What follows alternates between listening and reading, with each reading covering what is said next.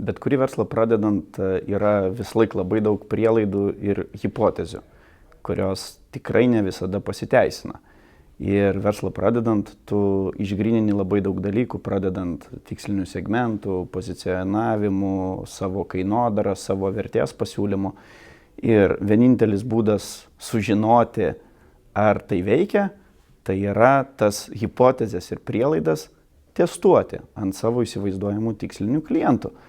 Ir kada tu testuoji, tada tu savo intuiciją, ką tu galvojai, tu gali patikrinti skaičiais ir rasti atsakymus. Kažkada tai mačiau tokį juokingą paveiksliuką, kuris rašo: In God we trust, everyone else must show data. Verslai tapo labai dinamiški, viskas labai keičiasi. Ir manau, kad to išdava gimė Lean Business Canvas modelis, kuris savyje vienam puslapį talpina esmę. Esmę tam, kad prieš pradėdamas verslą komanda ar jos įkūrėjas galėtų pasitikrinti esminius dalykus. Iš kitos pusės tenais yra tos dalys, kurios lygiai taip pat svarbios investuotojams. Tai reiškia, kad pasiteisinus pradžiai, tu galėtum užsitikrinti tolimesnį finansavimą. Lean Canvas metodika yra paprasta. Vienam puslapį sudėlioti blokeliai. Ne?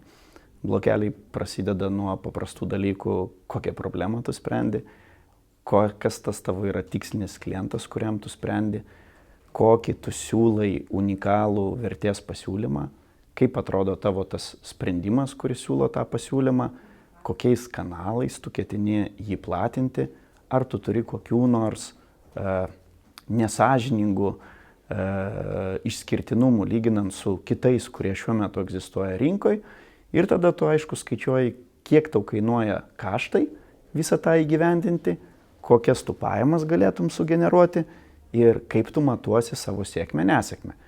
Tai į visus šituos pagrindinius blokus savo ten po 3 taškelius ar 3 sakinius atsakius, tu turi vienam puslapį puikų reziumė, kuris tau atsako, ar toliau žengti žingsnį ir kelionę su savo startuoliu ar ne. Metodikų yra labai daug. Svarbiausias principas bet kuriam verslui, kurį pradeda, yra paprastumas. Tai kaip pavyzdys, jeigu galima naudoti tokį kaip smoke testą vadinamą. Smoke testas tai yra vieno puslapio paprasta svetainė, investuodamas minimalius biudžetus pasileidi ir savo tas prielaidas hipotezės tu turi jau realius rezultatus ir gali išmatuoti viską skaičiais. Arba lygiai tas pats kitas testas yra A/B testingas. Ne? Viso šito esmė, kad tu gali žiūrėti, kaip tavo tikslinė auditorija reaguoja į spalvas, į paveiksliukus, ar geriau paveiksliukas ar video, ar mygtukas juodas ar raudonas, ar šriftas veikia, jisai kairė ar dešiniai.